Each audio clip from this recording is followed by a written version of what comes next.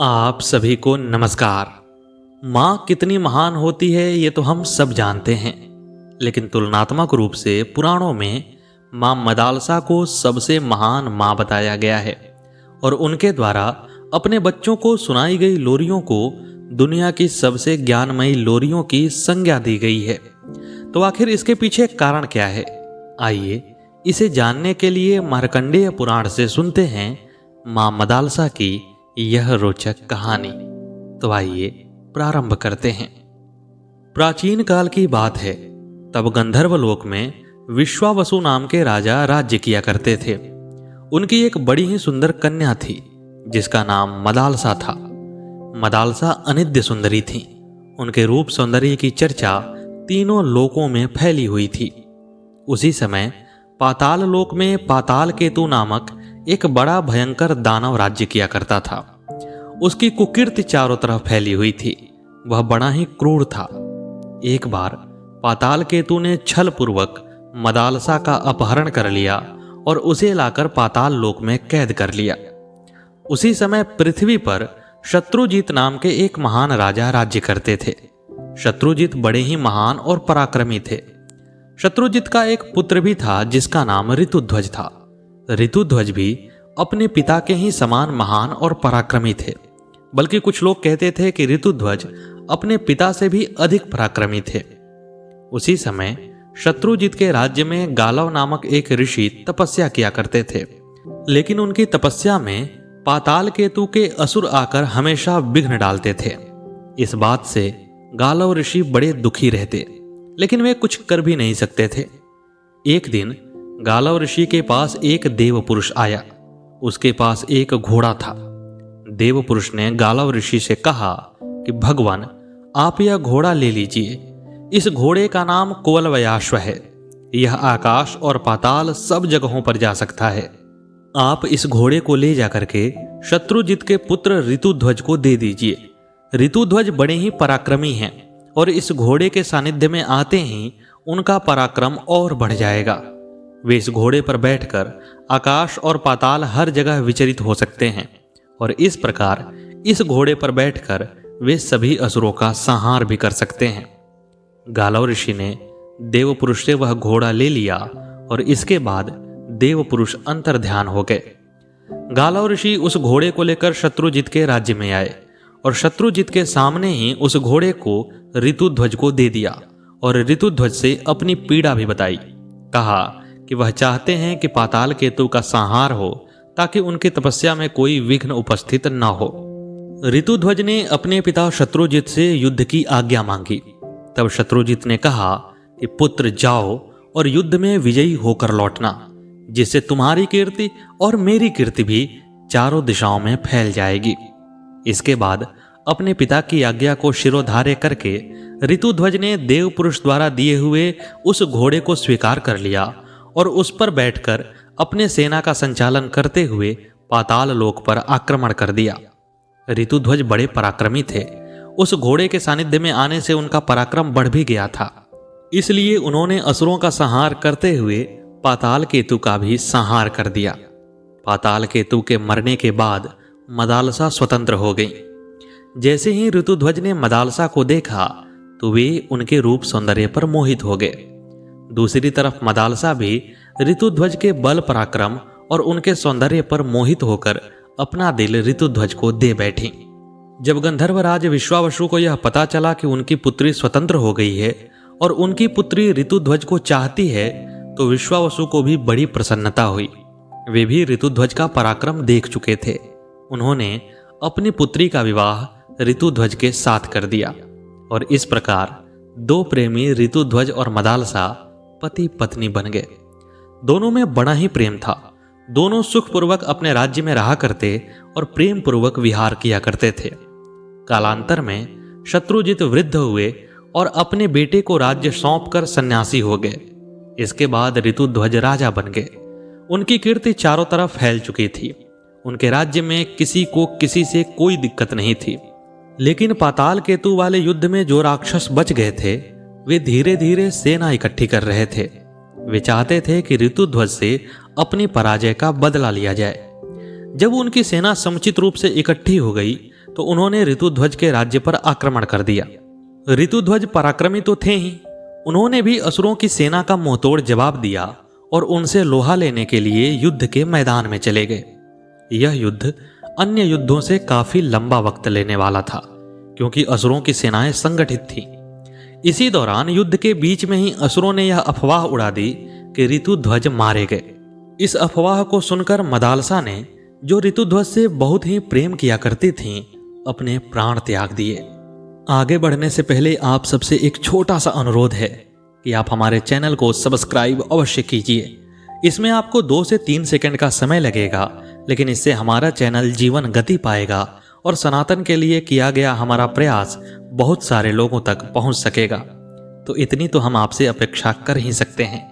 अब आइए कहानी पर वापस लौटते हैं। इधर कुछ दिनों के युद्ध के बाद ऋतुध्वज ने युद्ध में विजय प्राप्त कर लिया। उस विजय से ऋतुध्वज के मन में बड़ी प्रसन्नता हुई। वे चाहते थे कि इस प्रसन्नता को, इस आह्लाद को वे मदालसा से बांटें, और इसीलिए वे अपने राज्य में जल्दी ही वापस आए और महल में जाकर मदालसा से मिलने की कोशिश की। लेकिन जैसे ही महल में आए तो उन्हें पता चला कि मदालसा अब नहीं रही। ऋतुध्वज भी मदालसा से बड़ा ही प्रेम करते थे। जैसे ही उन्हें पता चला कि मदालसा अब नहीं रही तो वे मूर्छित हो गए, और उसके बाद होश में आने पर भी वे पागलों की तरह बर्ताव करने लगे। उनका मन अपने वश में नहीं रहा, उनका मन राज्य काज में भी नहीं लग रहा था। ऐसे में सबको बड़ी चिंता सताने लगी कि अब इस राज्य का क्या होगा। वहीं ऋतुध्वज के एक मित्र थे नागराज, जो कि एक छोटे से राज्य के राजा थे। जब उन्होंने अपने मित्र की यह दशा देखी तो उनसे यह देखी नहीं गई। उन्होंने भगवान शंकर की तपस्या आरंभ कर दी। नागराज ने भगवान शंकर की घनघोर तपस्या की, और उनकी तपस्या में अपने लिए तो कुछ था नहीं, इसलिए भगवान शंकर जल्दी ही प्रसन्न हो गए और उन्होंने नागराज से वरदान मांगने के लिए कहा। इस पर नागराज ने कहा कि प्रभु, मैं अपने लिए कुछ नहीं चाहता हूं। मेरा मित्र मदालसा के प्रेम में पागल हो चुका है। मैं चाहता हूं कि आप मदालसा को वापस से इसके पास भेज दें। आप सर्वसमर्थ हैं, आप कुछ भी कर सकते हैं। भगवान शिव नागराज की तपस्या से बड़े प्रसन्न थे, और इस बात से अधिक प्रसन्न थे कि नागराज ने अपने लिए नहीं बल्कि अपने मित्र के लिए तपस्या की है। और इसलिए भगवान शंकर ने वह किया जो शायद इतिहास में दोबारा नहीं हुआ था। उन्होंने मदालसा को सदैव ही वापस ऋतुध्वज के पास भेज दिया। जब ऋतुध्वज ने मदालसा को देखा तो वह प्रेम से आकंठ भर गया और उसका मन भी ठीक हो गया। वह मदालसा के साथ पुनः से सुखपूर्वक रहने लगा। लेकिन मदालसा चूंकि मृत्यु को देख चुकी थीं, उन्हें जीवन के सत्य का पता चल चुका था। इसलिए वह ऋतुध्वज में या ऋतुध्वज के राज्य में या इस दुनिया में इतनी आसक्त नहीं हो पा रही थीं। लेकिन फिर भी वे ऋतुध्वज से प्रेम करती थी, इसलिए ऋतुध्वज के साथ सुखपूर्वक रहने लगी। एक एक करके रानी मदालसा और ऋतुध्वज से 3 बेटे हुए।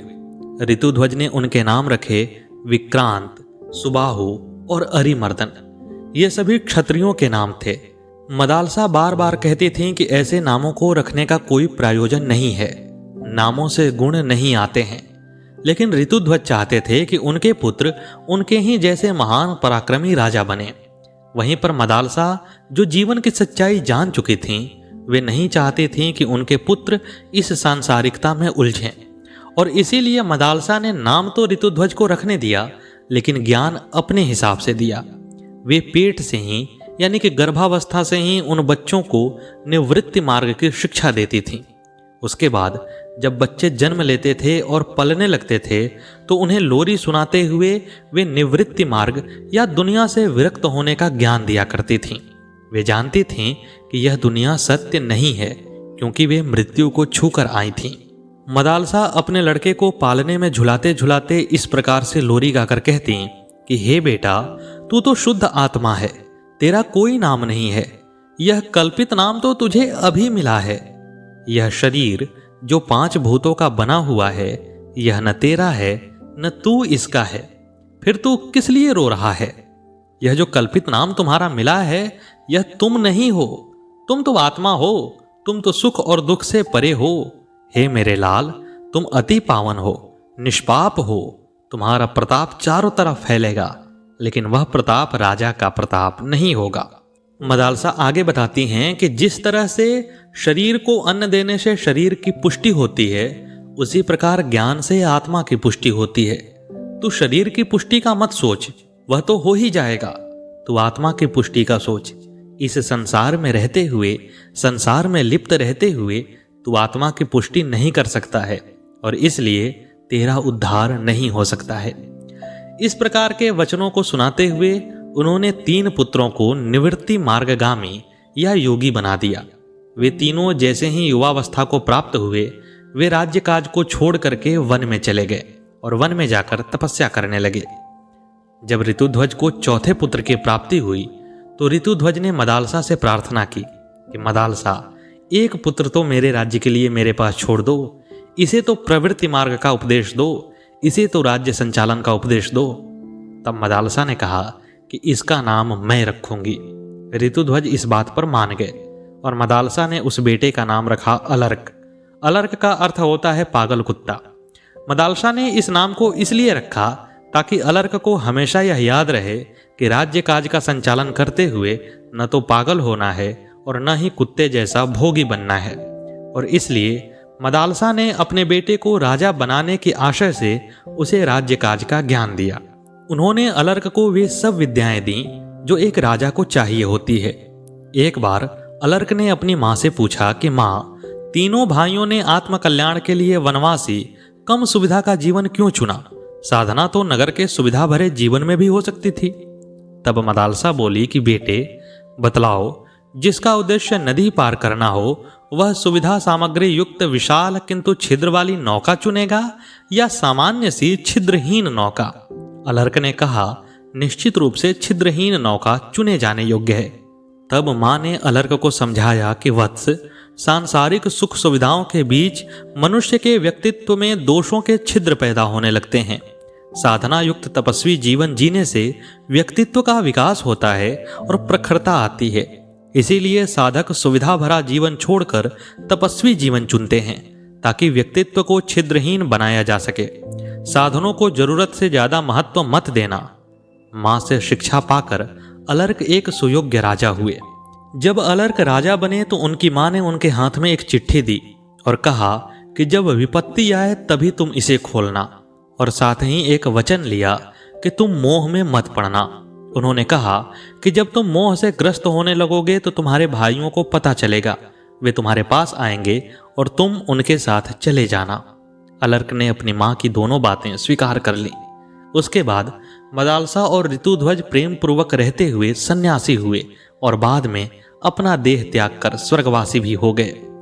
कालांतर में अलर्क एक महान राजा हुए और महान राजा राज्य करते करते अहंकार से भर गए। जब अलर्क के मन में अहंकार का भाव आया तो उनके तीनों भाई उनके पास आए और कहा कि माँ के वचनों के अनुसार अब तुम हमारे साथ चलो, क्योंकि तुम्हारे मन में अहंकार है।